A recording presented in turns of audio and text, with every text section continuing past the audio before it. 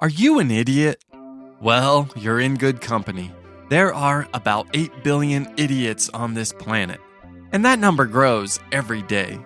Don't be the guy or gal that says, "I'm not an idiot," because that makes you the biggest idiot of all.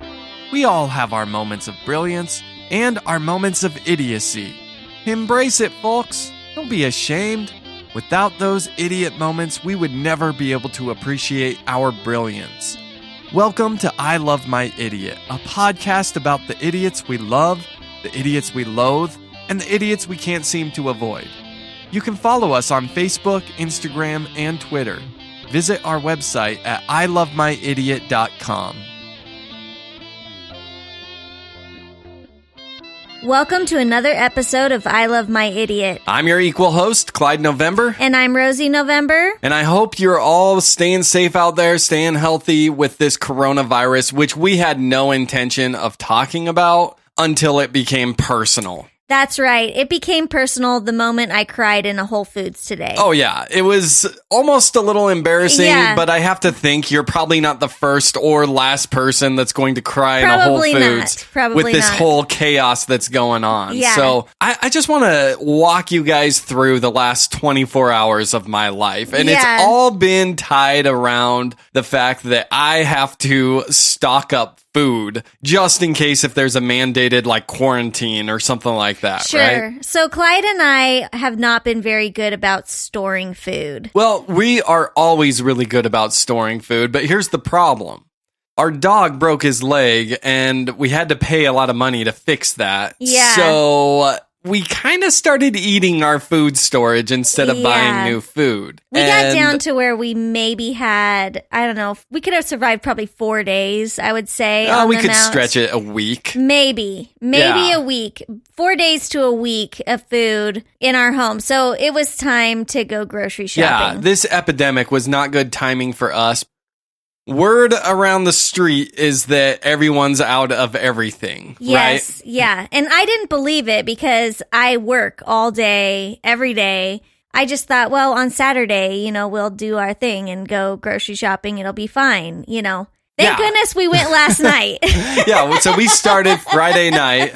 Yeah. Today, while we're recording this, is Saturday, March 14th.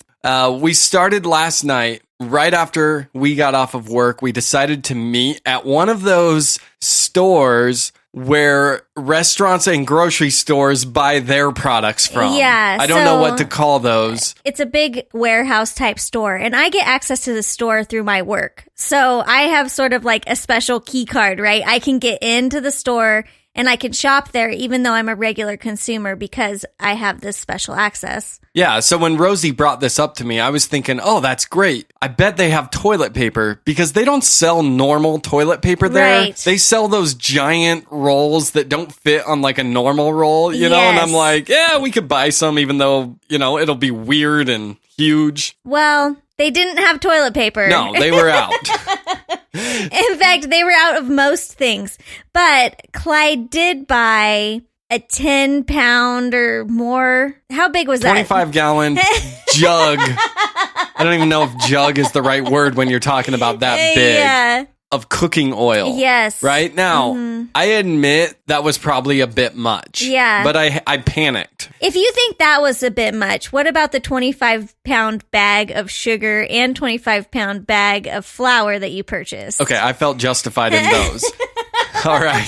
So here's the thing about the oil. I walk down the aisle and I turn to Rosie and I say, hey, do we need cooking oil? Because it's all gone. And she said, I don't know. I think we have a little. And I'm Yeah. like, shoot, I think we need more. Well, no, I told you we don't need it. Here's the problem. Clyde and I went and took 2 separate carts. So I took one side of the store, he took the other side of the store, and we were to meet in the middle, and then we were going to go. Well, I told Clyde no on the cooking oil. When I go to unload the car, what do I find? The last oil that was in the store, right? I didn't have an option to buy like the 10-pound jug. So I immediately found the receipt, shoved it in the top of the oil container, and I was like, tomorrow morning we are returning this cooking oil. Which this I told is her, ridiculous. I told her absolutely not, but I later came around and we'll get to that in a little bit. Here's the thing, okay? cooking oil goes rancid. Like, you can't just keep that for years and years. Once it's open, it's got like maybe 6 months shelf life before it starts to go rancid. Yeah, but my thought was if all the stores are out of cooking oil and I've got the 25-gallon jug, I'm going to be rich. Like, I'm going to start trading this for toilet paper and other items I need, right? No. As it turns out, for some reason, that store, cooking oil, there was a shortage. But other stores are still selling cooking oil. Everywhere else. I was like, I guess cooking oil isn't in shortage, which is why I came around and said, okay, I guess we can return it. The main item that we were trying to buy was beans and rice. Yeah. Rosie has recently discovered that she has a gluten intolerance. Yes. And it's not the end of the world if she eats it, but we've been trying to avoid it. So about 3 to 4 days a week, we eat beans and rice. Yeah. And we've found some great recipes. We love it. And honestly, I'm at the point where I don't even necessarily miss gluten. And I'll eat it, from time to time. But mostly our family dinners are avoid gluten-free. Gluten, right? Yeah, exactly. So we're like, okay, we just need to get some beans and rice. And we normally have a ton of rice, but like I said, we haven't been buying food for a while. We had no rice. Yeah, and we ate all our rice. Barely any beans left in the house. And so this is a normal thing that we were going to need to buy. Granted, we probably wouldn't have bought as much as we were going to buy at this big warehouse store, but in this circumstance, it just felt right to maybe have a few extra weeks worth of beans and rice, since that's what we mostly eat now. Yeah, better too much than too little for sure. So, unfortunately, you could find none. No. So I'm not really sure what we're going to be eating, but it's definitely not going to be beans and white rice for sure. That kind of sent me into panic mode because I was convinced that this store, because it's lesser known, because you kind of have to have a membership to get in. Yeah. I was convinced that it was going to be good. And every time we've ever been there, the parking lot has had like 4 cars in it. Exactly, which this is time, funny. We couldn't even find a parking spot. Exactly. It was so full. It's like every single person who had a membership to this store went on Friday night. And it was funny because the guy next to me, as we were going into the store, goes, man, our secret is out. And this is a guy I see there all the time when I'm picking up stuff for work or whatever. And I was like, I know, right?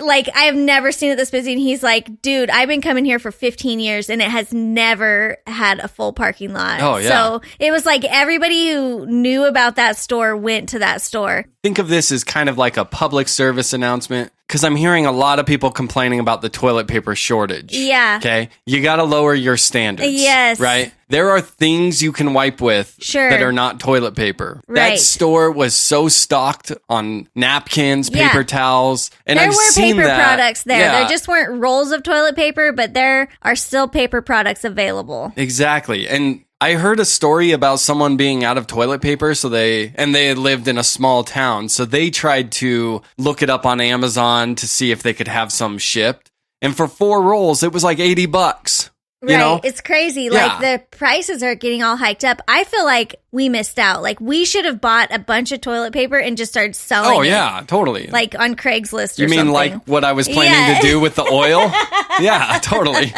It's crazy. But here's one thing nobody's talking about. The shortage of rice. Yeah. You cannot find rice in Colorado right now. Like, Not it a is single crazy. person told me that there was a shortage of rice. Otherwise, I would have been out weeks ago getting it. I kept thinking, I'm good on toilet paper. About 4 days ago, Clyde goes, man, this seems like it's getting to be kind of serious. Like, maybe we should think about food storage. And I am just not an end of the world person. Like, I'm like, whatever, Clyde, this is going to blow over just like everything else. Dude, Clyde was right. I was totally right. Like, we should have went to the store. We should have went to the big box store and bought 25 pounds of rice when we had the opportunity, because now you cannot find it anywhere. And That's beans, good luck finding any beans too. Like, we had to end up buying like these yellow beans. Like, I've never even heard of these beans before. Spanish yellow beans. It was That's what they were called. the only bean that was available at any store, well, which was crazy. And the garbanzo bean or whatever they make hummus out of. Hummus, I'm not like totally sold on hummus. I've had it from time to time. It's okay every now and then. But I totally get why no one's buying that bean. Like, that bean's a gross bean, right? Yeah, I mean, we didn't even buy the bean. Like, we left the garbanzo beans, you know? It's like, you're a bad bean when lima beans are getting sold faster than you are, you know? Exactly, yeah.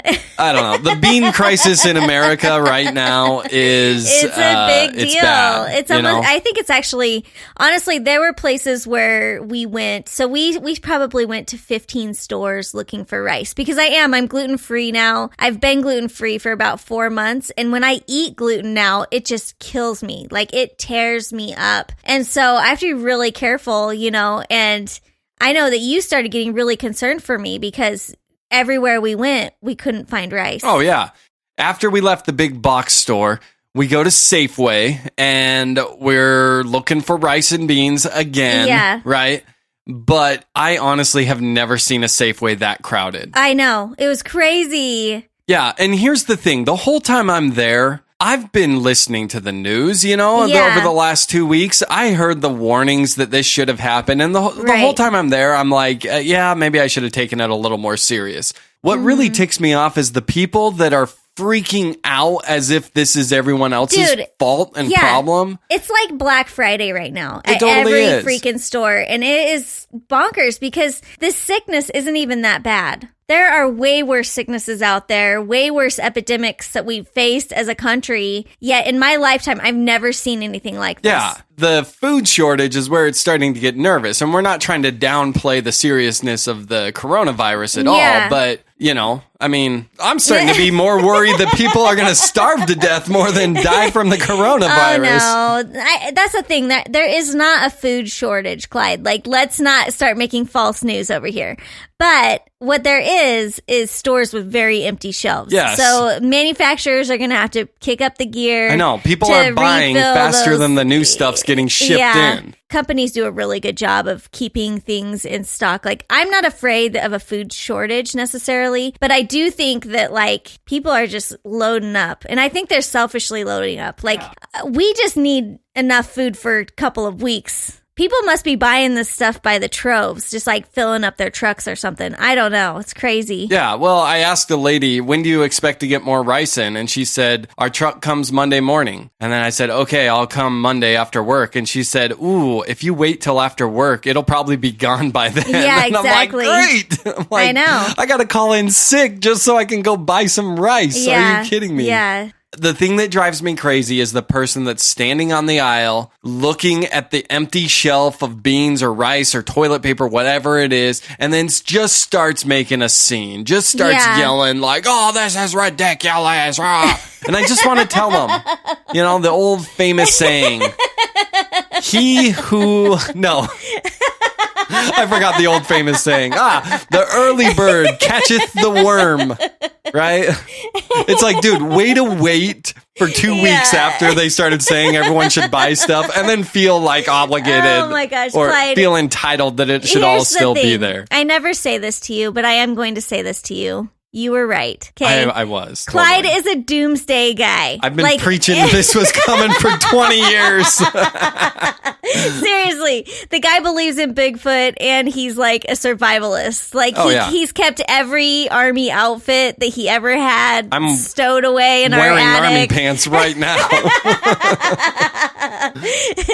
He's got like MREs. We have like an entire box full of them. Like, the guy is prepared for the end of the world. Oh yeah. But seriously, about a week and a half ago, you told me, you were like, we seriously need to start thinking about this. And I was just poo-pooing it. Yeah, now I believe you. We kind of had to wait for our next paycheck too, you know? So. Well, and the crazy thing is coming back to the beginning of this episode of me crying in a Whole Foods. I was fine the first probably 6 stores that we stopped at, but the Whole Foods was like my last resort, right? And we went to the one that was like on the outskirts of town, and I thought, well, stuff's more expensive there, like people maybe won't be shopping at that one because it's kind of inconvenient. And when we went there and the shelves were cleared out too, it's jarring to see. And yeah, I just like was standing in the aisle where rice should be, and I just started to cry. Like, it was an emotional moment. Like, I can't even describe what it feels like to see empty shelves at the store. Oh yeah, it's weird. Another thing that was empty was the vitamin C. All the vitamins of every kind are there, except the vitamin C is gone. And then I finally found some vitamin C that was like someone tucked it behind another one, I don't know why. It was like tucked behind the calcium. It was the only pill bottle that had one of those things on it where it like sets off the alarm if you try to steal it. I was like, ooh, this Safeway's smart. They're like protecting those known items. Like I bet like toilet paper now gets one of those labels on it. Yeah. They're like, don't steal our toilet paper, seriously. Please. And Clyde is the worst. Like, I swear, I've been telling you guys this for years, but Clyde's got some major karma coming back at him at some point. I don't know when it's going to happen, but eventually it's going to happen. But we passed this little old lady. She's like 90 years old, like pushing a cart, And of course, Clyde is not like, hey, can I help you? Oh, no. This lady should have been in one of those motorized carts. Yeah, she was like barely making it. Anyways, I end up starting to like follow the lady around to help her and stuff. And then I finally help her get this stuff in her cart and I'm sort of helping her out. And Clyde goes, she's like the first one to go. And I'm like, Clyde, you're the worst. Like, seriously. And you're like, listen, I'm just quoting what the president said. It's older people with existing conditions or whatever. Well, I mean, you're making it sound like I didn't feel bad for her. I feel terrible for her. Every time I see an old person now, I'm like, oh, I'm sorry. You're like, you should not be in public. I know. I'm like, dude, lady, like, go home. I will bring you stuff, okay? Exactly. Don't worry. I gave her my phone number. I'm like, if you need anything else from the grocery store, you let me know. Yeah. Because I will go do your shopping for you with my good immune system and healthy legs. You know what I mean? I called my parents and told them they need to, like, quarantine themselves in the house, but they're like, we're fine. So I'm worried, I mean, I'm worried about all older people, I think it's fine. I mean, you get really worked up about stuff, but I'm like your calm to the storm. Just like, it's going to be fine. Everything is going to be fine. Yeah, I think it's going to be fine. I just want to live out the apocalypse in like style, you know what I mean? It's not an apocalypse. Seriously, Clyde, stop saying that. Like, it is not. And I've been trying to tell you not to say it.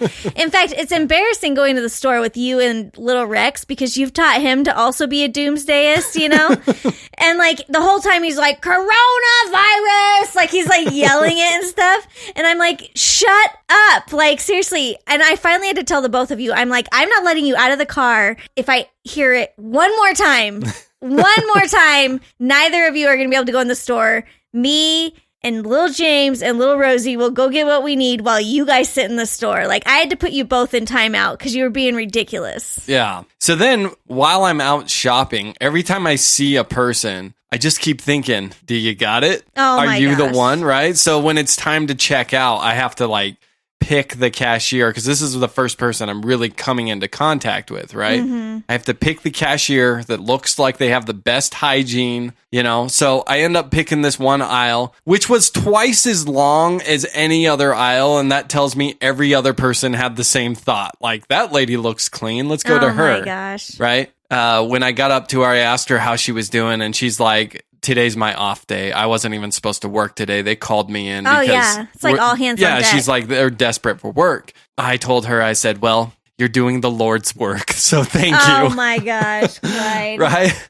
But I was like, I bet you didn't expect that March was going to be your Super Bowl. And she's like, no, that was supposed to be December. So yeah. I think it might. I definitely think it's worse than Black Friday. Oh, yeah. This is like, seriously, the stores are becoming barren. Yeah. It's crazy. It's not just that, though. It's the intensity that people have. And like me, when I didn't see rice, I'm like, yeah, that's a personal problem. Right. Other people, not so much. They're like, I'm going to find someone that works here and I'm going to berate them as if it's their fault that I was 2 weeks late buying rice. Man, I don't know how I feel. I'm in awe of what I'm seeing. So seeing empty shelves it's very upsetting to me. So I don't really want to go back to the store until all the shelves are full again. I don't know how upsetting it is to me. I mean, mentally, I've been preparing for this for a long time, so Well, of course you have, Clyde. Exactly. The empty shelves, I'm like, yep, I've been telling people, right? Honestly, I just feel lucky that you're not making us go to the woods yet. Like, that's what I feel blessed about. I'm still confident that quarantining ourselves inside the house is going to work out fine for us, and then this whole thing will blow Seriously, over. At one point, he's like, I don't know. I mean, I don't know when we get out the survival stuff and, go to the woods. I'm what's the woods going to do for us, Clyde? Like, seriously. We can live off the land. And then we passed a duck pond that had like a bunch of geese. You're like, if I have to, I mean, we could eat some of these geese. And I'm like, Clyde, if it comes down to you hunting geese. I'm just letting you know that options are out there. Like, we are going to be fine. You will hunt and provide. As the man of the house, it's my job to just reassure you that everything's going to be okay. Oh my gosh. Right? Seriously, if it comes to you finding geese at the duck pond as food, I'm just going to start eating grass. Well, those geese are going to be easy targets because they've been fed so much human food. They're not even scared of humans. They're going to be disgusting too. The meat is probably just like so gross, Yeah, probably. And knowing you'd probably just pick off one of like the easy old ones that are just like on the side. Like the meat's already rotten when you cut into it fresh.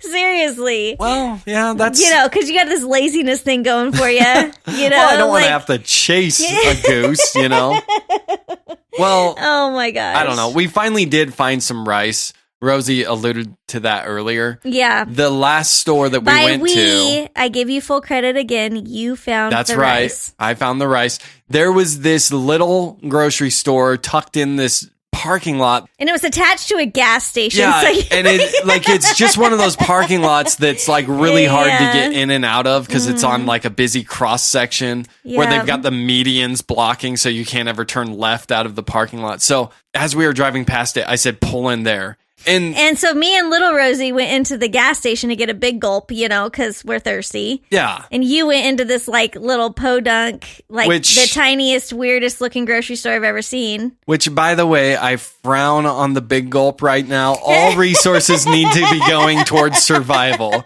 We can survive. We can afford $2.19. It's like Clyde. you bought those 50-cent suckers for the kids. Seriously. And even little Rex looked at you and said, Mom, is this crucial for our survival? Yes, because you've got him so worked up. Like, the kid's terrified right now. Yeah, I was like, you enjoy that sucker.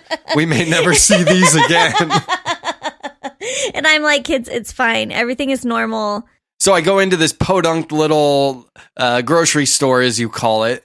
And first of all, there was a homeless guy yelling about how the Safeway 2 miles down the street was now out of fruit. I saw that homeless guy and I was like, I'm not shopping here. Yeah. I was like, I know we're out of fruit. We're out of fruit everywhere. Yeah. And then more importantly, stop buying fresh fruit. Like, that's not going to last you for a whole 30-day quarantine. This is not your hour of survival advice, okay? People have come here to figure out how to survive, all right? I don't think they're coming to you for survival advice. I'm just saying, Clyde. Well, they should be. No, don't listen to anything Clyde says. Yeah. He's an idiot. Look, all the people I know and respect have all taught me little nuggets about survival, So I feel like I am like an encyclopedia of survival knowledge. But here's what I'll tell you about the rice. I went to the rice aisle, and there are advantages to being tall. A shorter person would have thought they were out. But on that very, very top shelf, if I scoot back far enough, I could see just the tip of a box of rice. Mm-hmm. But I can't reach it. Even me. Even tall Clyde cannot reach it. So what do? Climb. I start climbing shelves. And when I climb the shelves, I find 6 boxes of brown minute rice, which I hate brown rice, but you know what? We're in crisis mode here. I prefer rice that's like not been dehydrated and has little holes in it, but it's fine. We'll take what we can get at this point. I'm like, I don't care. Brown rice, it's mine. And then there was 1 box of white minute rice. Right. So what do? Bought it all. All 7 boxes. You're part of the problem, Clyde. I am part of the problem, but I'm going to survive this thing.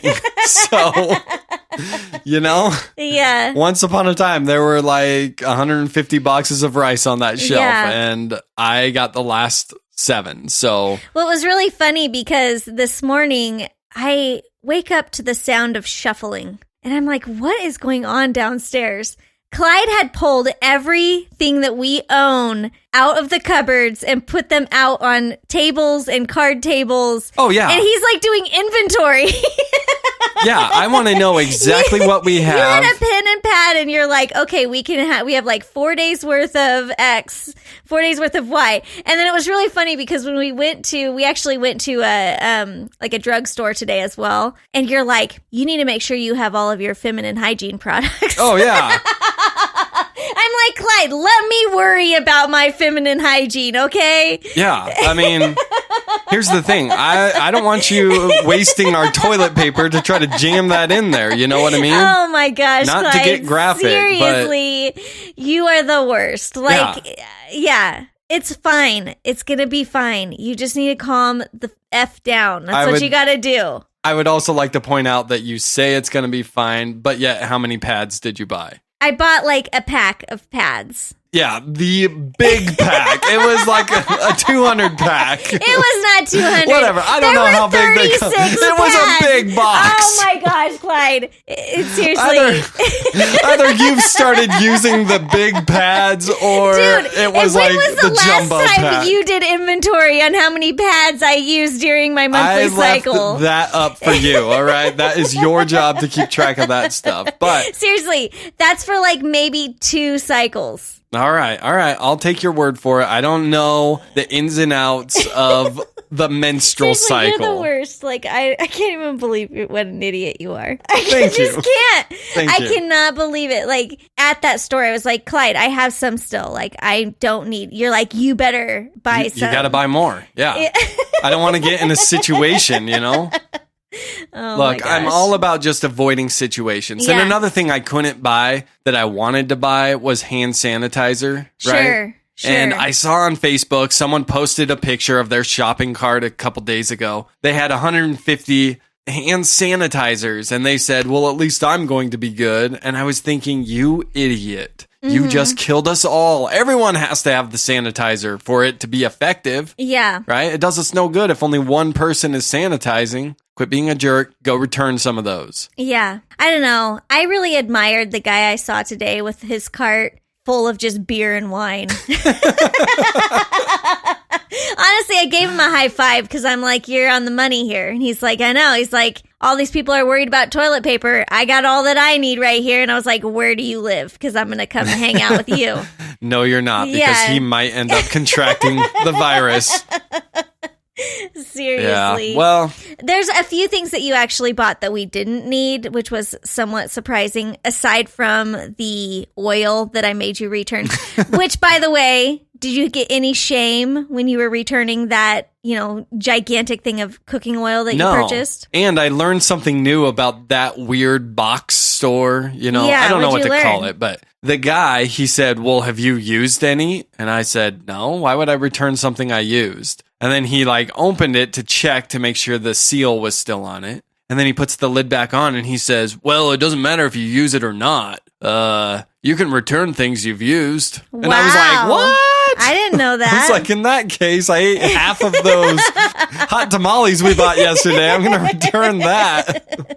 Oh my gosh. Yeah, Clyde is kind of funny because you purchased some things that are really interesting. For one, you purchased a lot of baby wipes. And we don't have a baby who would need baby wipes anymore. Baby wipes are multi-purpose, when I was in the Army, we used to use baby wipes to wipe the face paint off our faces. Like sometimes you would have to face paint so you'd be camouflaged as you sneak through the woods. So that's why you bought face paint today? Yeah, we're covered, right? But baby wipes, I don't think we're going to need face paint to fight the virus, Clyde. I think it's... No, the face paint is so that people don't see us and come over and be like, hi, you're out here in the woods too. And I'm like, dude, you just gave me the virus. Thanks a lot, dude. Oh my gosh, seriously. Yeah, no, with baby wipes, I figure just in a pinch, we could use baby wipes. Now, you don't want to flush flush a baby wipe, they'll mess up the septic tank and all that. So we're going to have to bag anything we wipe with a baby wipe. But, emergency, just in case. Here's the thing, Clyde. I grew up dirt poor. In fact, the amount of food that you've purchased, which we will be taking a picture and posting it on Facebook, the amount of food that you purchased within the last 24 hours is probably more than my entire family ate for an entire year. So I'm just saying, one of the things that we never had, though, was toilet paper. My family couldn't afford toilet paper. I think me and Seamus talked about toilet paper at one point on here. Yeah. And how we used to, take it from public places. I'm not going to call it, stealing, but we definitely borrowed from, public restrooms. That's when we had toilet paper. When you didn't have toilet paper, you found other ways to wipe. And trust me, you can find other ways to wipe. Oh, yeah, totally. There's lots of things you can do. I can show you some things that you can do. See, and that's the thing about wiping. Like, if it really came down to it, we could wipe with washcloths and then just wash them. Sure. There's all kinds of stuff you can do. That's why I think the toilet paper thing, people are going a little nuts, right? I think the water thing is nuts. I don't think the water is going to get turned off. So I don't know why people are feeling the need to purchase tons and tons and tons of bottled water. Yeah. I don't get it. Well, we're pretty lucky because the house water we get is pretty good water. I've lived in some cities where the water out of the pipes is disgusting and has a flavor, Sure. So there's some people that would never drink their own house water. Well, I mean, I understand if you live in a place where your water isn't good, where you can't drink your water, I understand that, but we live in Denver. The water is fine here, as far as I know. Tastes a little bit like fluoride, but it's you fine. Get used to it. You get used to it. Your teeth are strong. It's whatever, right? And honestly, I understand the rice thing because I think rice is a universal food. Entire countries live off of rice and beans. Oh, yeah. For years. So true. And so I get that. I can relate to that. I just was shocked that we couldn't find any. One good thing is, because we have name dropped a few stores on our podcast here today, every single one of them said that they had more supplies coming. Nobody is completely out. They have trucks coming on Monday, or one store said Tuesday. So it's they're going to be replenished and the stores are going to keep the doors open, Yeah. All of this is kind of a little bit jarring, and I think the thing that is really interesting and funny is that this is the kind of shit you've been talking about for years.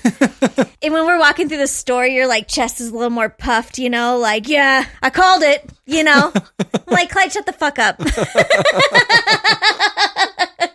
And don't say coronavirus in public. Let's not. You have a hard time with me being right because it doesn't happen that often. I still don't think you're right. And I don't think anybody who's going nuts right now is right. I think everybody is wrong right now. Whoa. First of all, I am right. I'm not saying this is the end of the world. Okay, I actually have said that a couple times, but that's out of jest, right? I don't think this is the end of the world. I don't think people need to panic. No. Right? But I do think potentially there's a mandated quarantine coming just to kind of clear it out. I heard that a similar thing happened in China and Italy. Potentially that's coming. I just want to be ready for it. I want to be able to trust me, you're ready, Clyde. You're ready. We're ready now. Seriously. We're ready now. If you buy one more thing, I swear to God, I'm going to divorce you. I cannot. I have no more plans to buy another thing. In fact, I hope I don't leave the house again for 30 days. I'm good. Honestly, the look you gave me when I bought a package of Peeps at the store, which, by the way, there's no shortage. Peeps are in season. Hey-o. There's no shortage of Peeps. Every store we went to still had Peeps on the shelf, which is my favorite candy and Clyde's nemesis of candy. He hates Peeps, and he's made fun of me for years for liking them. He swears that I'm the only person who purchases them, and the fact that every store we went to still had them, Clyde was like, see? Nobody likes Peeps. No one's eating Peeps. It's the end of the world and no one... Yeah, because you can't sustain life on Peeps. Dude, I can sustain my happiness on Peeps. Anyways, I bought Peeps at every store we went to just because, you know, could. I could. Again, I said... Clyde is running around in a frenzy. And heaven forbid, Rosie and I stop at Starbucks. You should have seen the look you gave us. It was what are you doing, you know? It was worse than the big gulp. And listen, you made us shop basically nonstop for the last 24 hours. Like, we only got 6 hours of sleep and you were back up. Your alarm went off this morning. You're like, we gotta get out there again. I'm like, we gotta inventory everything. Yeah, here's the thing. Yeah, me and little Rosie had a Starbucks and a big gulp today. I frowned on the big gulp. That was 99 cents for each of yours, right? Exactly. Starbucks? Yes. Little Rosie gets that kitty cup and it's like $5 or whatever. And I got her a cake pop, which put you over the freaking edge. Especially if you saw the mess she made with it in the back seat. I thought you were going to lose your freaking mind. It was hysterical. But it was so funny because the store that we stopped at actually had a Starbucks in the store. And so me and little Rosie are taking our time. You know, we're like, we're going to go get Starbucks. And you like grabbed a shopping cart and just started like running. I had to get to the rice aisle. I had to figure it out. Look, if you linger, that could be the difference between you having rice and no rice. And the funny thing is this is like the 6th store that we went to. And little Rosie looked at me, looked at you, looked at me again and goes, there goes daddy. Well, little Rosie's getting used to it by now. Like, she's going to have to get used to the fact that her daddy is a doomsdayist. And then it was really funny because then I was like, I know, your daddy's crazy. And she goes, yeah, daddy's crazy. Yeah, well, speaking of Rosie, she has recently told me that she now likes the way I smell. Oh, I know. That was an accomplishment for I know. you. I've changed nothing. I'm using the same shampoo, same deodorant, but she's like, Daddy, I like your smell. Yeah, so I did hear her say that. It feels good, but I digress. Back to what's important, right? Finally, we found Clyde, and he's like, can you believe this? He's like being all animated in the aisle. I'm like, Clyde, can we get out of here? Like, clearly, there's no rice. Like, this aisle was barren. There was a couple of things. Well, Clyde happens to find one of the tiniest boxes I've ever seen of white minute rice. And when he found it, it was like he found $100. Like, he was so excited. Yeah, and it was tucked back behind something. And when I found that, you should have seen. You should have seen the look on every other person's eyes on that aisle. They were all like, wait, there was one more? And he got it. Yes. Like, I was half expecting fist fights to just start breaking out in the store. You know? People are like that worked up over everything. Oh my gosh, it was so funny though. And then at some point, Rosie was about to throw away the stick from her cake pop. And I was like, dude, no, we can burn that. Like, I'm like, everything is going to be reused. Right? We are wasting nothing. I am married to the most crazy guy. Like, seriously, he's such an idiot. You are such an idiot. Look, I've been reading books, watching movies about the end of the world my whole life. All right. I'm just saying, I'm not saying this is the end of the world. I'm just saying this might be the warm up for the end of the world. This is my like practice round, right? All I can say is that in your wake, all that's going to be known is that you had a lot of food storage that somebody's going to have to clean out of our house. Claudia, she said, if you guys talk about the coronavirus, you better be careful because this is a sensitive subject. And I was like, yeah, all right. And I know it's sensitive. Like, I agree. I told you I didn't want to talk about it today. I'm like, we are not political, Clyde. And you spent an hour and a half convincing me why that this is not a political topic. This is not a political topic as far as I'm concerned. Because I feel like it's very political and I was very uncomfortable even having this conversation. But at the same time, you and I have such extremely different views on it that I feel like it's fine. Like, see, I feel like I support all the people out there who are totally calm and think that everybody who's doing all this stuff like what you're doing is an idiot. I feel like this is a topic about humanity. And because it's a topic about humanity, it could go to anything. If I wanted to make it a political topic, I could make it a political topic. I also listen to a lot of sports talk radio, and guess what? It's now a sports topic. And so it could be anything. It's an everybody topic. Yeah, it's an everybody topic. At Whole Foods is empty and Rosie's crying in the middle of it. I think mostly I was also crying because you were freaking out so much. Like, I started getting nervous because of how, like, freaked out you were being. And then when you found this, like, podunk hole in the wall, like, in the middle of nowhere, place where you got 90% of the stuff that we're going to show a picture of. Like, you were so happy and it made everything better. Once I found the rice, I felt like I could breathe again, right? Seriously, I was like, I just had gotten myself so worked up. And at one point I was like, I think you're going to have to do this alone because I like your anxiety level. My anxiety level was got going up. I was like, ooh, I don't know if Rosie's equipped to survive the apocalypse. It reminds me way too much of my childhood. Which, can I tell you that the first time you took me to visit your small town? Yeah. That was the first time I'd ever actually seen an empty grocery shelf. Yeah, it happened. Like, by the end of the week, the grocery store was somewhat empty, and then Monday, Tuesday would come around, the loads would come in, the grocery store would be full. Like, this was not a new thing for me. Yeah, I was like, I remember the first time you took me to that store. Yeah. I was like, where is everything? I'm like, it'll be here Monday. You like look over, you recognize, hey Dale, how you doing? Exactly. He's like, oh, you're like, how's your daughter? Oh, and I'm like, some random grocery store owner, and of course it's a small town. Everyone knows everyone, right? It was also the first time that you heard of a bread guy. Yeah. I thought that was like a made up thing from like the 50s. There's also the milk guy. Yeah. Like, there are people in small towns, like, there's one dude who loads up the bread in the whole county. Yeah, we were having a picnic and your dad said, why don't you guys go get some buns? Not any bread on the shelf. Yeah. And you said, Dale, what's the deal with, do you have any in the back? And he said, nope, bread guy doesn't come till Tuesday. I was like, bread guy? Like, what the? Like, no, a big truck is supposed to show up that has all supplies. Like, many times a day this guy shows up. No, that's the way it is in a small town. So, like, the thing is when I say jarring, I guess it's jarring to see it in this environment.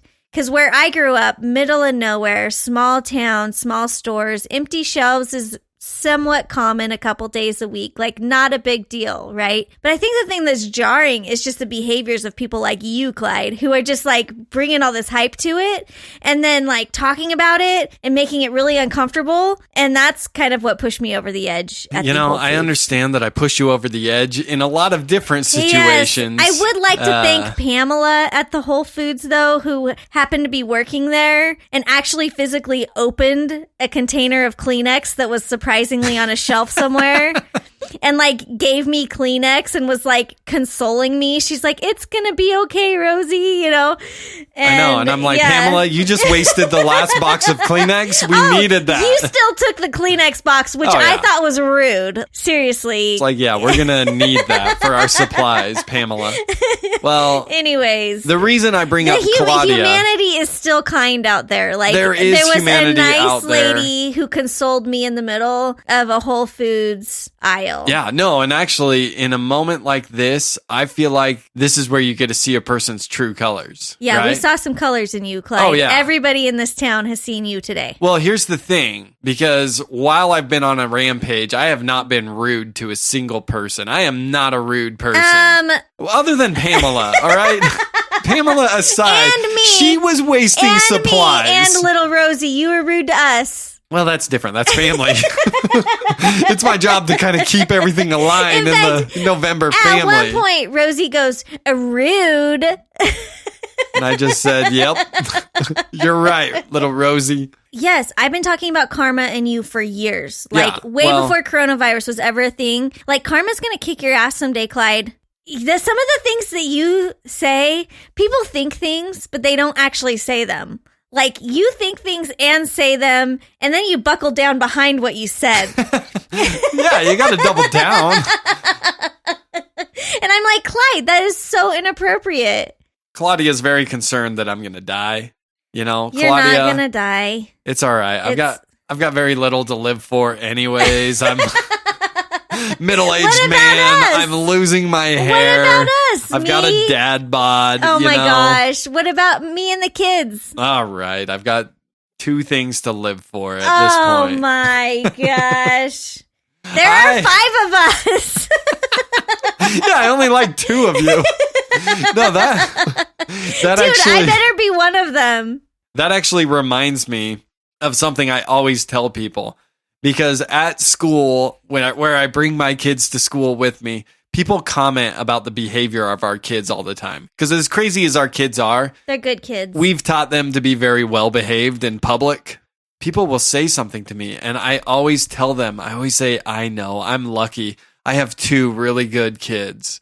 And a lot of times and they'll just be like, count looks and is like, there are 3 children here. I know. And then like it'll hit them and they'll be like, wait, did you say 2? 1, 2, 3? Wait, something's not lining up here. So a lot of times they'll like whisper it to me because the kids are, of course, standing right there. They'll say, yeah, which one's the good one and which one's the bad one? And I'll just say, it depends, right? Yeah. You always have 2 good kids. You can never have the 3rd good kid. There's always one acting like a goober. I'd like the kids to know when they're listening to this 25 years from now, I think all 3 of our kids are good kids. Oh, yeah. At all times. They're great kids. I don't pick 2 favorites like you. I love them all equally. That doesn't change the way I love them. But here's the thing, because 2 will decide to play together, right? Okay. And then the 3rd one's always mad. Yeah. Like, always like, why aren't they including me? Right? Yeah. Sometimes it's James and little Rosie, and little Rex is upset. Sometimes it's Rex and James, and then Rosie's upset. Very rarely is it Rex and Rosie. They've got this like oldest versus youngest rivalry. Yeah. They can't both drive daddy crazy at the same time. Honestly, because Rex is a lot and little Rosie is a lot. And so if both of them are freaking out, like I think that would push you over the edge. Yeah. They have similar personalities, and because of that, not a great fit. Yeah. You know? Not a great fit. But James is like the glue that holds our family together. He really is. You know Me and him both. Oh, yeah. We hold this ship together. Which, James, the funniest thing happened the other day. He was playing basketball at school and ended up getting scratched on his hand. And he had a pretty good, like, scratch by the time he got home. I mean, it wasn't bleeding or anything anymore, but it was visible. And Rosie at some point sees it and says, "What happened to your hand?" Yeah. I like to get to the bottom of these kinds of things. Yeah, and James said, "A boy accidentally reached out and then he accidentally scratched me as he accidentally reached for the basketball, and I was accidentally scratched." And then I said to him, "Why did you just say accidentally like 5 or 6 times?" Yeah. And the whole family just instantly started laughing because we all knew why he said it, right? Would you like to explain why he said accidentally so many times? Because I'm not afraid to kick a kid's ass if I have to.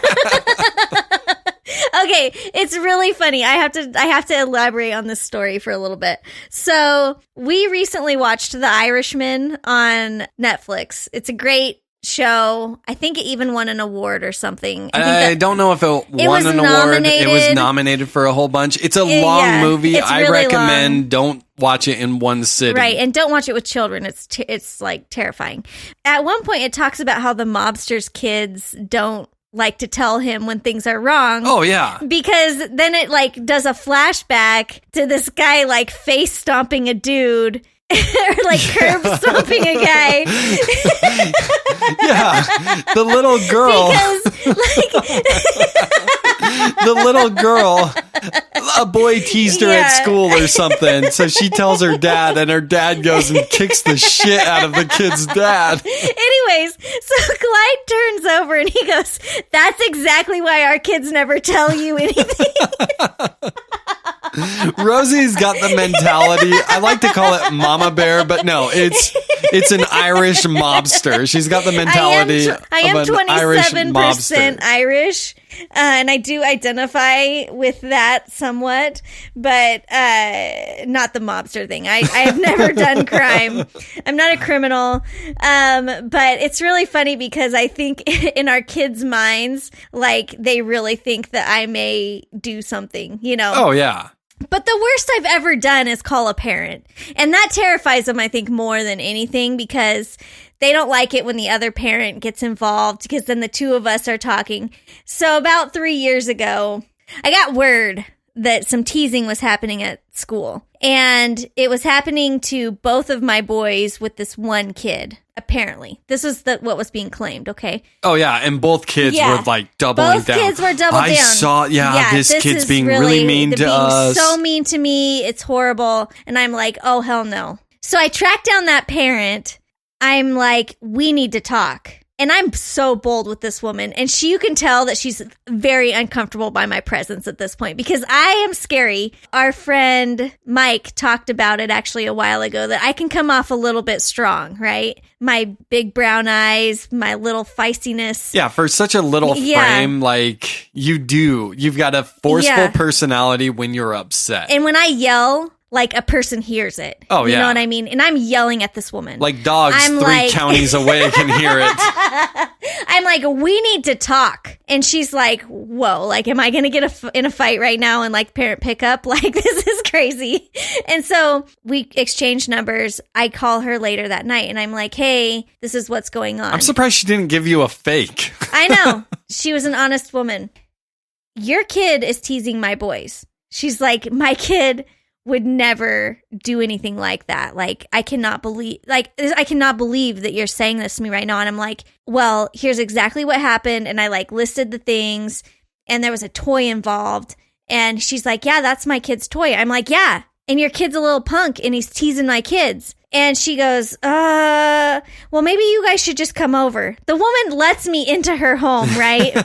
I'm like, dude, you're brave, you know? And so anyways, we go and we sit all the children down. Now we're like face-to-face conversation, which my boys are so terribly uncomfortable by this point. Like they're crying in the cars. I'm like dragging their asses into this house. They're like, we Novembers don't like direct confrontation. We actually don't know if it was him. You know, like they're making excuses like that they don't want to go, you know? And I'm like, I just drove 10 miles to get here. Like, you're getting out of the car and we're going to deal with this right now, you know, face to face. Anyways, so we get in the house. The mom's even got the toy out and it's like sitting in the middle of the room.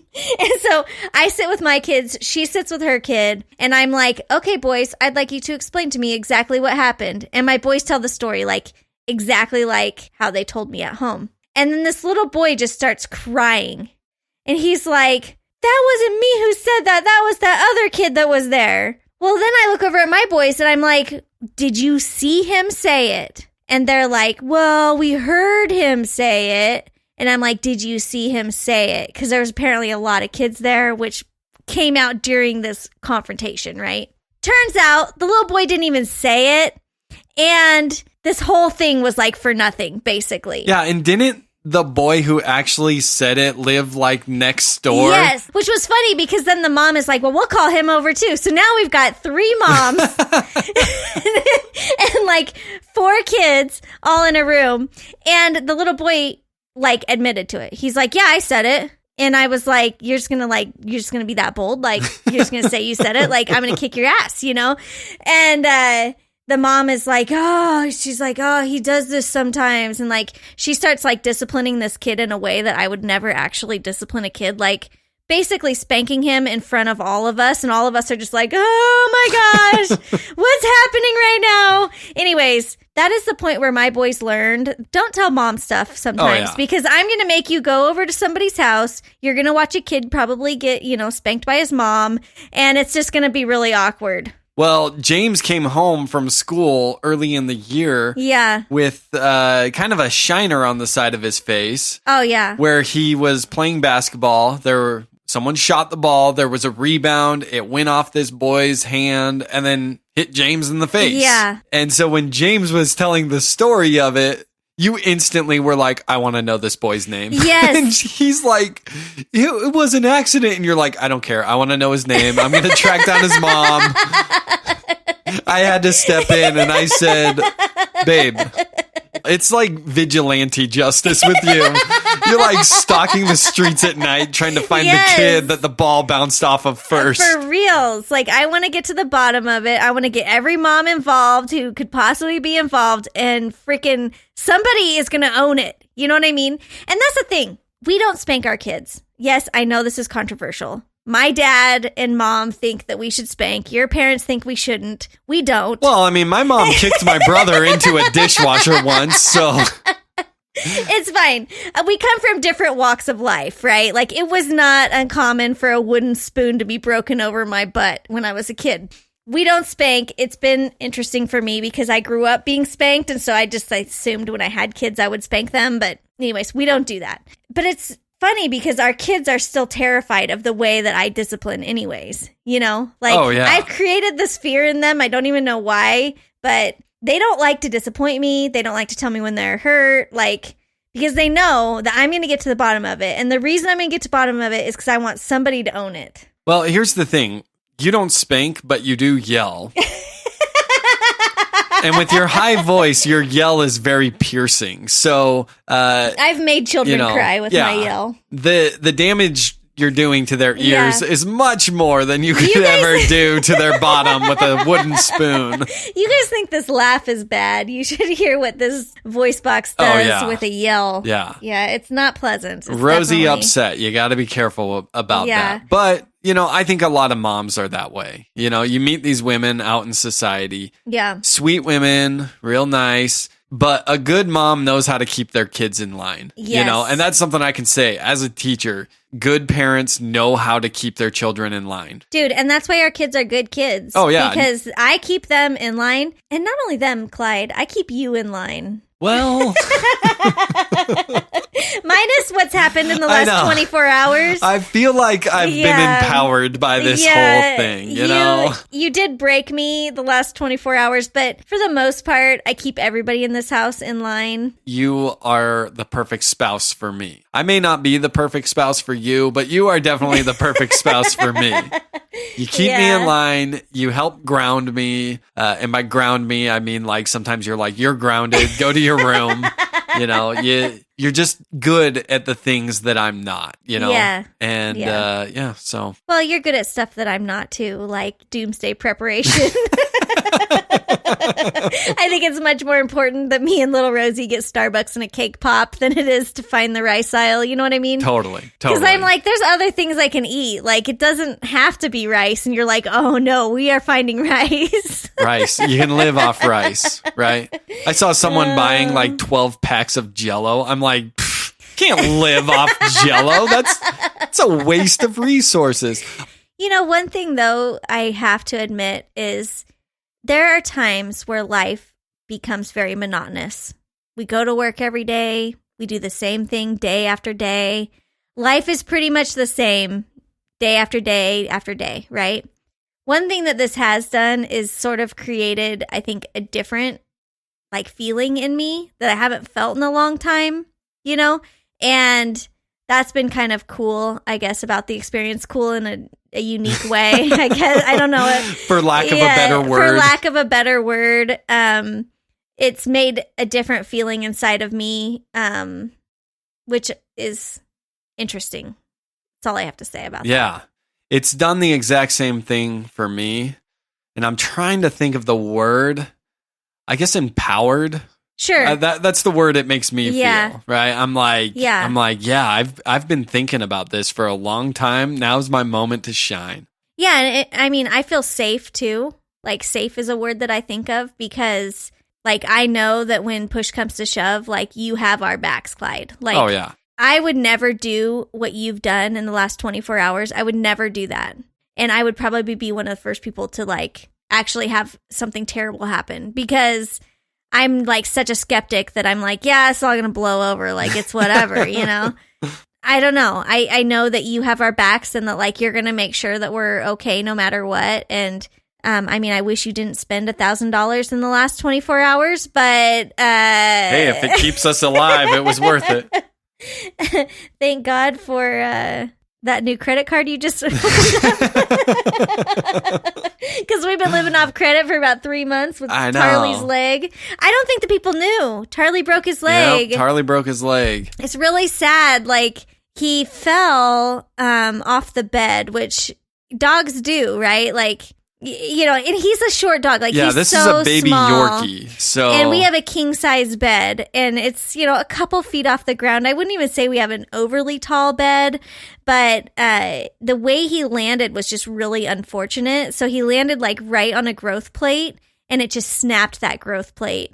And the doctor said, man, you got so unlucky because normally when stuff like this happens, a dog just bounces back up. It's fine. They don't usually break something when they fall off of a bed. Yeah.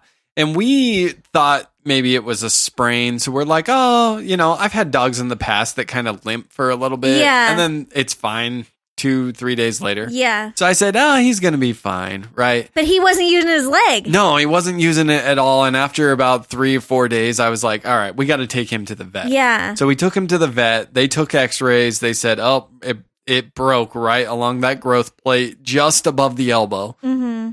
Then they said, we'll have our surgeon, but he's out of town until next Thursday. Well, they actually gave us 3 options, basically. Option number 1, let him live with it and have the potential to lose his leg, ultimately. Option number 2, take his leg off. Just take no leg. 3-legged dog. And option number 3 was this, like, really expensive surgery that was going to cost. It was like, okay, we could buy 4 Tarleys. Yeah. Tarley was a $600 dog. For the price of the surgery, we could buy 4 new Tarleys. Now we're supposed to spend about $2,000 on a surgery. Right, which is very unfortunate. Yeah. And so then option number, 2 to like have like a 3-legged dog, which was ultimately what Clyde wanted to do. Oh, yeah. He thought it would be cool. I was like, dude, I've always wanted a 3-legged dog. This is my perfect excuse. Yeah. And option number 1 really wasn't a viable option because the doctor said that eventually, without the use of that leg, eventually it would sort of like decompose itself. Yeah, it would just weaken to the point where it needed to be it would cut need off. to be removed anyways, just because of the way that the break was. It was just really unfortunate. And so anyways, we chose surgery because it was probably going to be the least impactful on our children. Like, I think that if our children were to like lose this dog, it would be absolutely devastating. Oh, yeah. So I'm like, okay, we got to do the surgery. And it was going to be $2,000. And I was like, okay, this sucks, but whatever. We'll make it. Yeah. So the surgeon was out of town. So by the time he gets surgery on it, it'd been a few days. It was either 2 days before 2 weeks or 2 days after 2 weeks. So it was either 12 or 16. I can't remember. But it essentially had been long enough that the bone actually started coming up with this calloused bone where it was trying to heal itself. Which was crazy because he was not using his leg. No, not at all. But it's really not that crazy. Like, I studied bone biology when I was in college. Mm-hmm. Bones naturally start healing themselves. If you have a little fracture, you have a break, they will naturally heal themselves. Yeah. That's why it's so crucial to get a cast to make sure that bone heals itself correctly. Because there's people that break something, never get it casted, and it eventually heals, but it heals crooked or it, and so essentially when they went in to sort of put the bone back together like puzzle pieces, it didn't fit because all this calloused bone had developed. And they had to re-break his poor little leg, which also cost more money. And instead of just 1 pin, he needed 2 pins put in because of the re-break. Money. Plus, they had to file down the bone just so they could get it to fit back like a puzzle piece. Yeah. And so what was supposed to be a 30-minute surgery turned into a 2.5-hour surgery. And then they slapped us with the $5,000 bill. Yes. And we were like, had we known it was $5,000, we would have... We would have went with 3-legged dog. We would have went with the 3-legged dog. Yeah, it was bad. Oh my gosh, it was so bad, guys. Like, so this is the reason that we've kind of been eating our food storage for a while. And whatever we've paid off on the credit card since then, because this has been a month and a half now. So I think we've made 2 credit card payments on it. And I think we paid already. I've now maxed that back out. We paid $600 the last 2 months on Tarley's leg to help pay down the credit card. And Clyde spent I think I was looking at this morning, you're up to like $965 that you've spent on just random crap like batteries, like stuff that I'm like, Clyde, is the power going out? Like, I don't understand. Dude, you don't know what's going to happen. That's the scary thing about the apocalypse. You got to prepare for every scenario. Like, why do we need a generator, Clyde? I don't know. Okay, if you don't know the answer to that, that's your problem, all right? The last time I looked, the lights were still turning on and off. You know, it's now. Like, okay, the one thing that really surprised me is like blankets. Like, did you really need to buy 3 more blankets? We have blankets. Like, I'm looking right now at a pile. We have those wussy, like, $5 ones that come rolled like a sleeping bag from Walmart. Yeah. Those are not going to keep us warm. These were like the kind that have zippers. Like, these were like... Yeah, they're called sleeping bags, Rosie. I'm like, why would we need zipper blankets? Like, I don't understand why we need these things, but you prepare. It's all about preparing, all right? I'm guessing that that's for the woods stay yeah, that we may be doing. When we go off to the woods. I know a spot. You know, we live in the Rocky Mountains, and here's the great thing. There's natural springs up there. Yeah. I know spots where we can go, have fresh water. Like the time you almost killed me on natural spring water. You know what? I'm 90% convinced. We went backpacking once. Oh, my gosh. Everyone is drinking the natural spring water, and Rosie's the one that gets diarrhea. Seriously, I'm pretty sure I got a parasite. Like... I was so sick for like a week and a half. And then finally I went to the doctor and I had to get like antibiotics. Like it was bad. And it's weird. I would have thought you growing up poor, you would have built up an immunity to bad water. I don't know. Well, when you make me drink pond water. It wasn't pond water.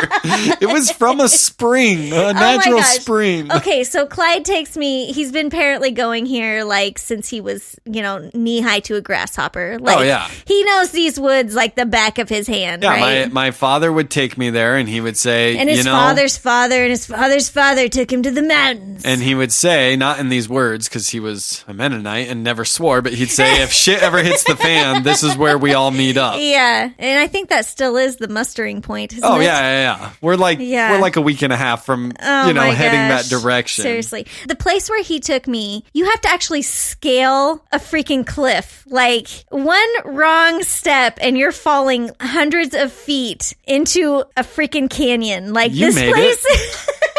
I can't even imagine if I had to take little Rosie on this traveling. If we had to actually go to this place, like I don't know how we would get our children there without literally dying. I am not worried about it. I will make sure it happens. Oh my gosh. I've already thought it through. Seriously. In fact, someone I know once took a dog up and for that part they had to hold a 70-pound lab. I believe it because you're walking on like a foot of ground. Oh yeah. And you're looking like hundreds of feet down. Like with a 50-pound backpack on your back. Yeah. It was one of the most unpleasant things I have ever done in my entire life. Well, I'd almost rather just fend for whatever is here. I know. I'll take the illness over the cliff. I'm just saying.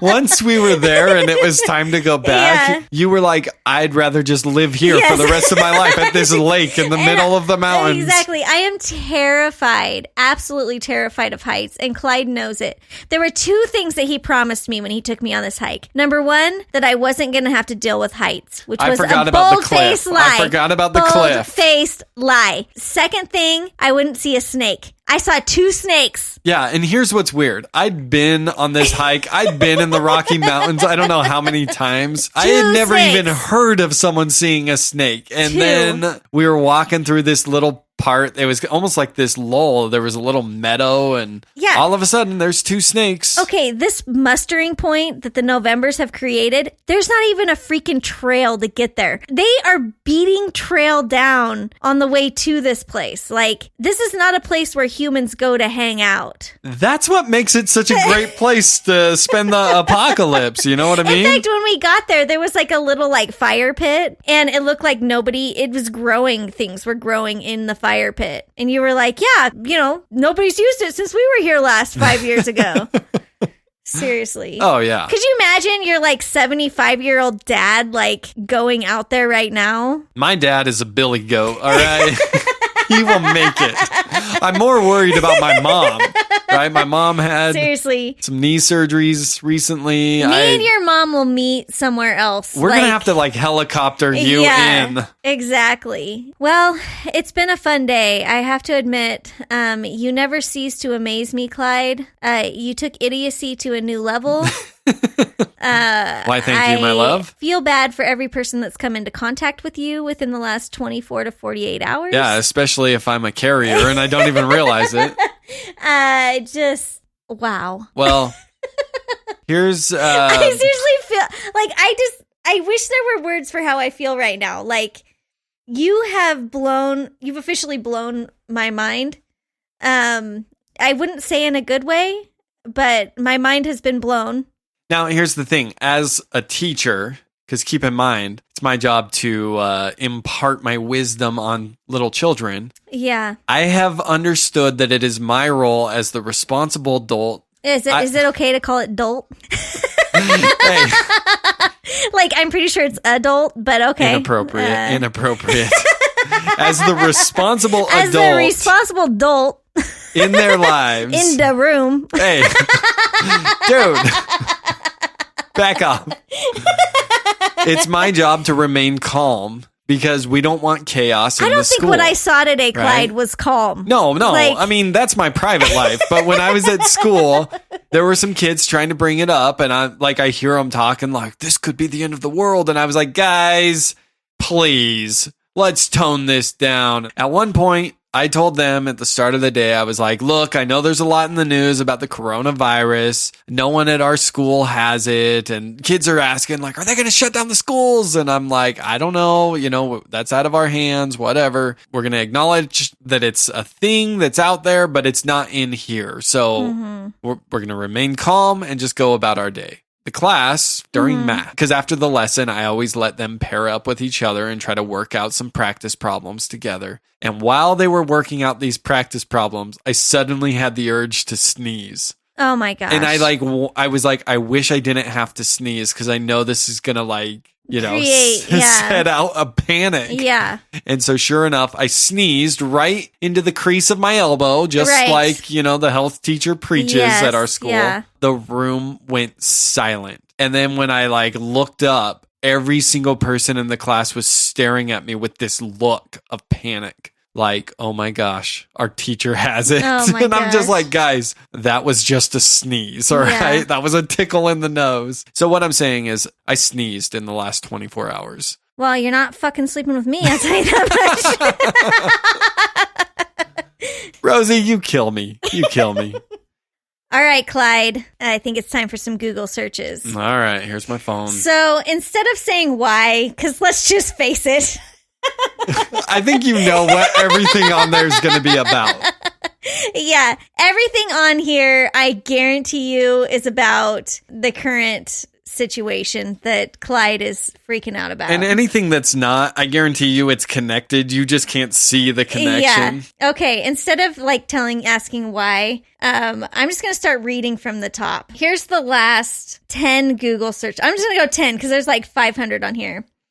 Are there snakes in the Rocky Mountains? Yeah. I actually Googled that while you were talking.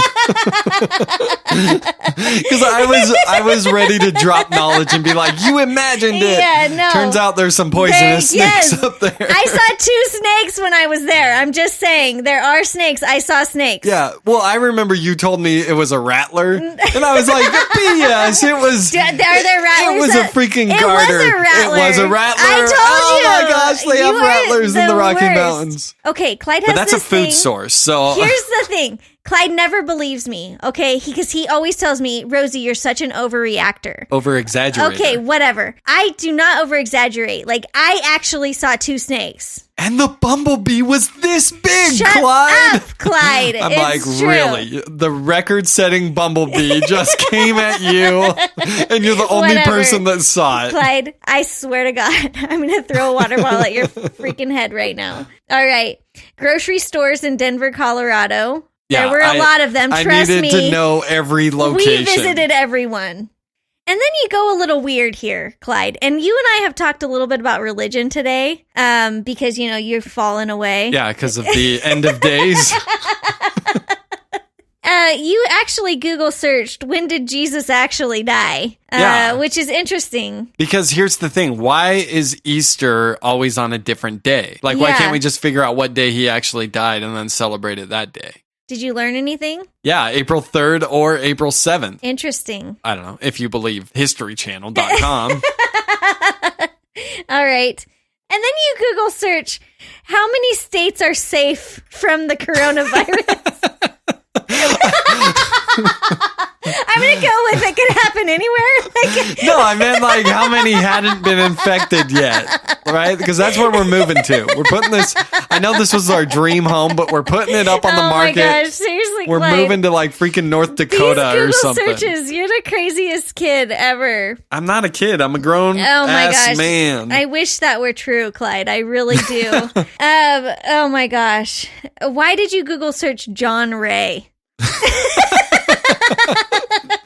Because John Ray was the man who came up with the quote, "The early bird catcheth the worm." Oh, really? Right? Like, I kept thinking of that quote, and I was like, who said that, right? Because all these people were acting like idiots, and I'm like, dude, you're out 2 weeks late. Like, of course there's no toilet paper. Well, the rest of your Google searches are like, where can I find rice?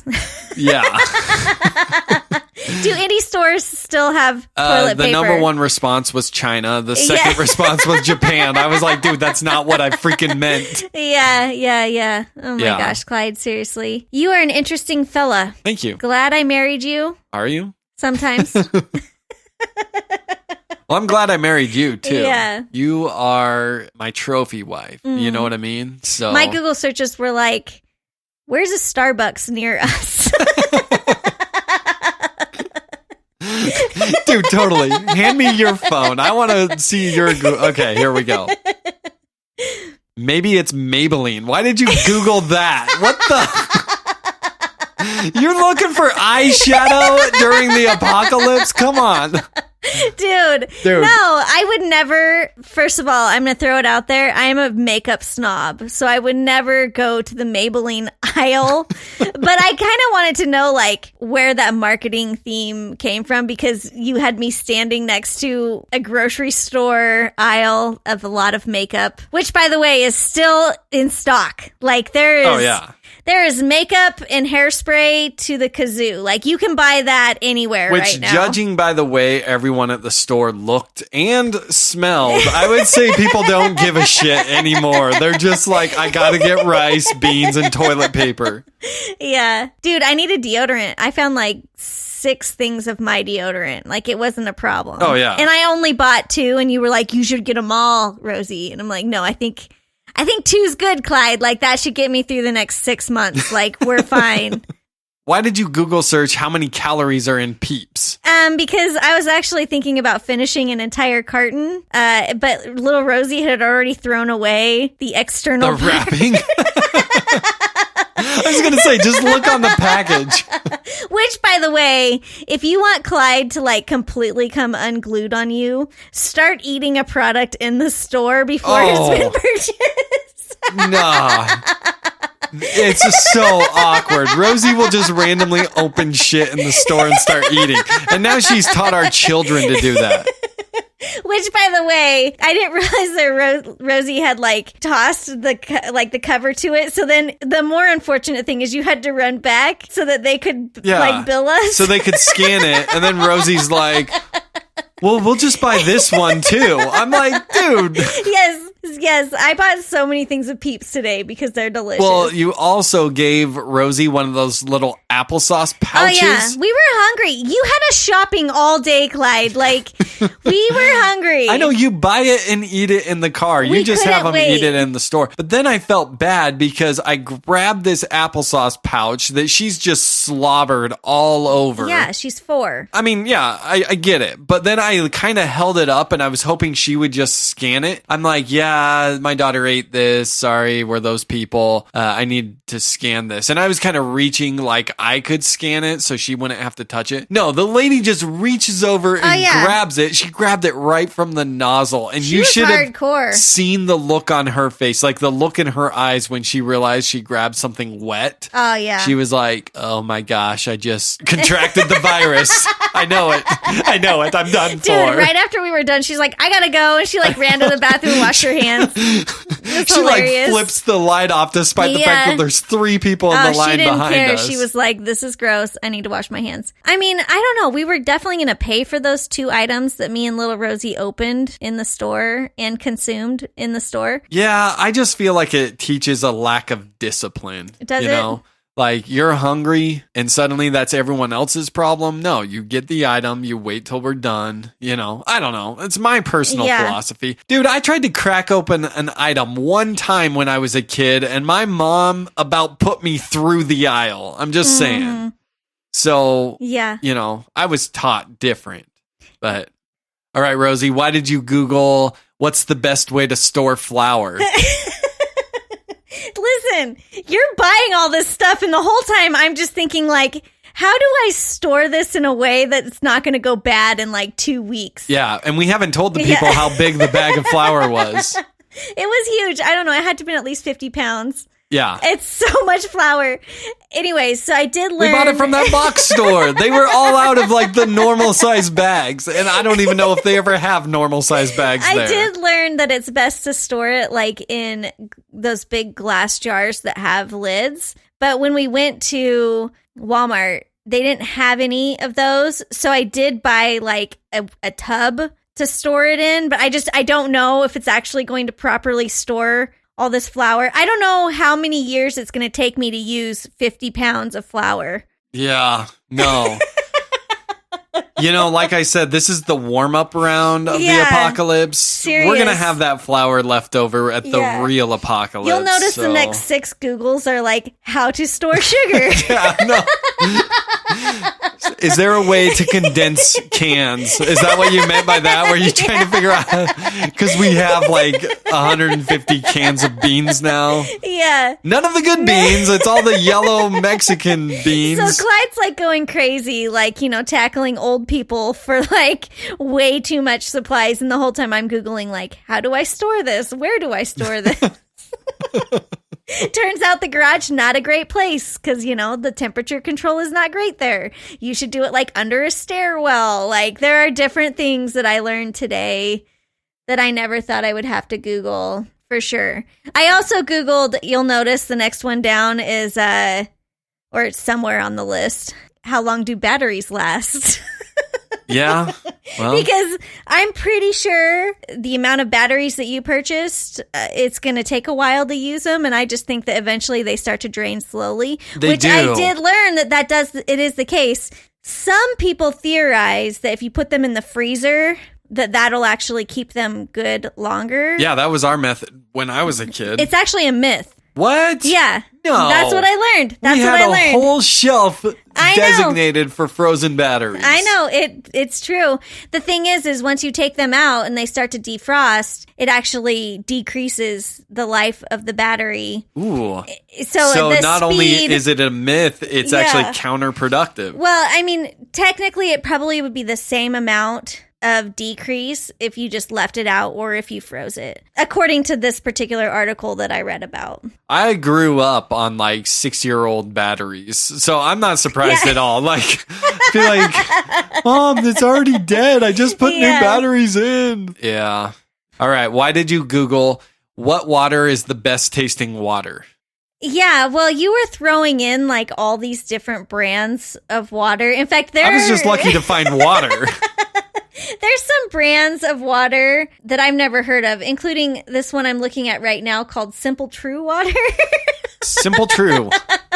Hey, it's simple. It's true. It's water. Like, dude, I've never even heard of this water. I should totally be their marketing In fact, I'm expert. sitting here looking at... Oh, we have multiple things of water. Okay, the food storage has now poured over into the podcasting room, folks. It's a thing. Okay. Just till we organize. My podcasting room is becoming smaller and smaller with Clyde's supplies. So anyways, right now, as I speak, I'm looking at Great Value, Simple Truth, Kirkland, Dasani, Aquafina, and Smart Water. Yeah. And if I could find more smart water, this issue wouldn't be going on. I like water that makes you smart, you know? So I'm just saying we have 6 different kinds of water here, and I would like to know which one tastes the best. And at one point, you actually looked over at me as I'm like just on my phone drinking my Starbucks and eating my Peeps. You looked over at me and you're like, Rosie, you're not taking this seriously enough. Well, you totally weren't. You had like the mustache of pink sugar from the Peeps. I'm like, dude, what the?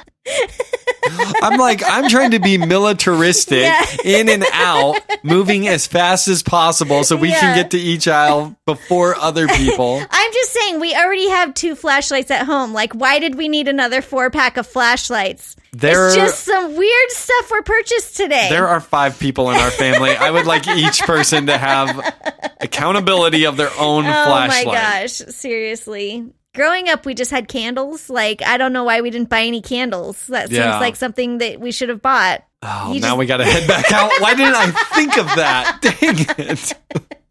All right, we're going to have to wrap this podcast up so we can go get some candles. I absolutely refuse to leave this house again. No, I'm not leaving either. I've already committed. The quarantine is on, right? And when we were leaving to go to the store that last time on that last run, because at times the trunk of our car would get a little full, so we'd rush home, unload. So that last run, we left our 2 older boys home and we're like, all right, you guys can go watch a movie, and I was like, we're going to lock the door. But then I told them, I said, no one gets in and no one gets out. You got it? I said, if someone knocks at the door, don't even go peek through the window. No one in, no one out. And Rex says, what if it's grandma? And I said, yeah, especially if it's grandma. I'm like, grandma is not taking this whole quarantine thing serious. Dude, your mom and I have had long discussions about how this is also stupid. So she's with me. She doesn't think it's a big deal. It is a big deal. It's a big deal. And I worry because she's in her 70s. Yeah. I worry about my mother. And you know what? I know there's a lot of people worried out there. And I just hope everything turns out okay. It's going to be fine, Clyde. That's what I'm hoping. I'm hoping Let me everything reassure turns out okay. It's going to be fine. All right. I feel better now. Thank you for that. It's going to be fine. And even if it's not, we're sitting on a lot of supplies. Oh, yeah. Whether it's fine or not, we're going to be fine. Yeah. And see, here's the thing. If my mom did come over, that would be fine, but she wouldn't be allowed to leave. I would have to say, Mom, sorry. You're in the quarantine Once now. You're in, you're not leaving. She'd be like, but Dad's out there. I'm like, sorry, he's not in. What can I say? He waited in the car. Yeah. So, anyways, okay, one final Google search. Why did you Google, does Chris Pine do porn? Claudia, that one was for you. For one, I didn't Google search that. We talked about this at freaking Valentine's Day. I know. You and Claudia can't just make up Google searches. Inside joke with me and Claudia and all the fans I already that know Chris that... Pine doesn't do porn. Whoa. How do you know? Maybe you did Google this at some point. No, I've never Googled it. No, I'm kind of over it because he's got facial hair now. And I don't love it, Chris. I mean, you're letting me down. You're letting the whole world down, really. You should have stayed clean cut. Yeah. I'm not a beard girl. I'm just not. I don't even like the scruff that you got going on right now, Mr. Preparing for the End of the World. Yeah, I want my face to stay warm. Yeah. I liked the Chris Pine. My favorite Chris Pine is the one from, Star Trek, Okay, first of all, it's Star Trek. Trek. Whatever. Although I called it track for years. I think it was your brother Seamus that was like, dude, it's not track, it's Trek. Whatever. Anyways, that's my favorite Chris Pine. But, we all get older, we all get uglier. Honestly, there is one actor that's making me go more towards beards, and that's the guy who plays Thor. Now, I could see myself marrying a guy like that for sure. Marrying? Excuse me? Dude, I haven't died from the virus yet, all right? I'm just saying he's not bad to look at, and he does frequent facial hair. So, maybe it's growing on me. Joel Nert, you might still have a chance. I don't know. Yeah, I get it. I'm not really into girls with facial hair either. I've always found that strange, but... Clyde, I'm not going to wax my eyebrows off. No, I'm not talking about that for facial hair. But okay. Look, I do have eyelashes. If you're a woman with facial hair, it is not your fault. It is the responsibility of someone close to you to make sure that they tell you. Yeah, seriously, your husband is letting you down. Your husband is afraid to tell you. And this is why every 6 weeks I have very nice wax lady who comes at me with many, many, many wax papers and rips off every ounce of hair on my body. Yes, head to toe. Head to toe, because Clyde is like a freak about freaking body hair, which is stupid. Even my doctor's like, Clyde is such an idiot about this because we're women. We were born with hair. Like, we're meant to have hair. And she doesn't get it. She doesn't understand why that I wax everything for you. Did you tell her it's because you're in love?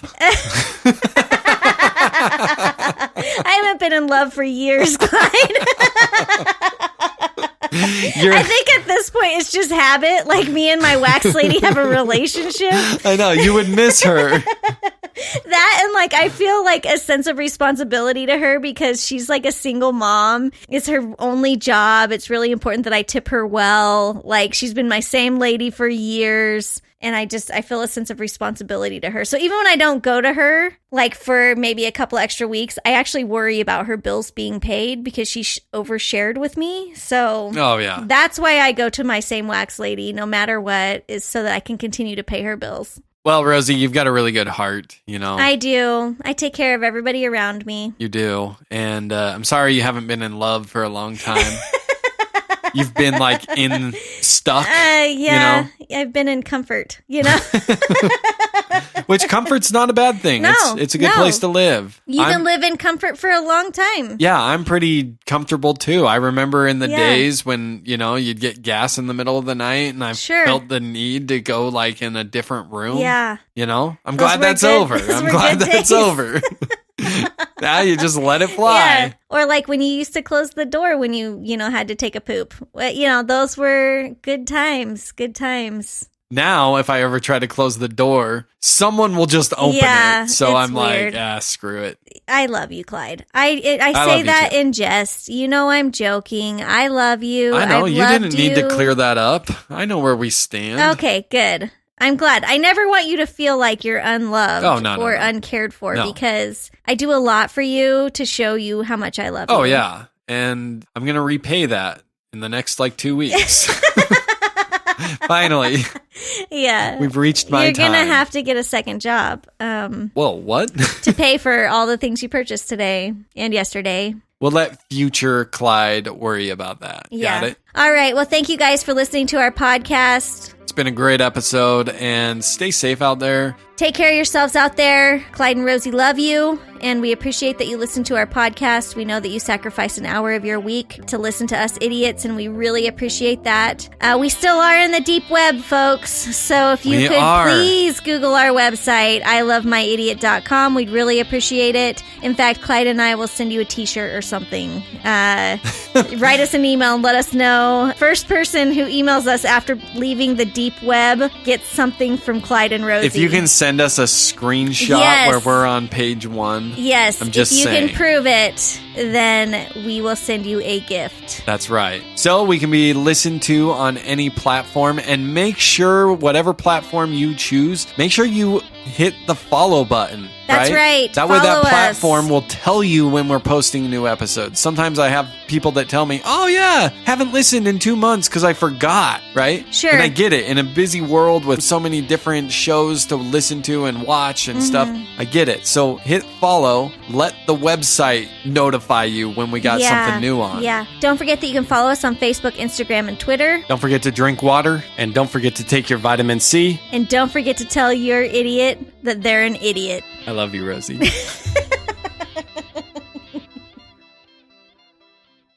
I love my idiot. You need to make sure you have all of your feminine hygiene products. Oh, yeah. I'm like, Clyde, let me worry about my feminine hygiene, okay? Yeah, I mean, here's the thing. I don't want you wasting our toilet paper to try to jam that in there. You know what I mean? Oh, my gosh, Not Clyde, to get graphic, seriously. But on today's episode, Rosie said something that is perhaps the most profound thing that she has ever said. And I know this was a silly episode, lots of jokes, but yet a moment of brilliance came out in her. And I wanted to take a moment to actually go back and replay that moment, really capture it and display it for the audience. Not only am I going to display it,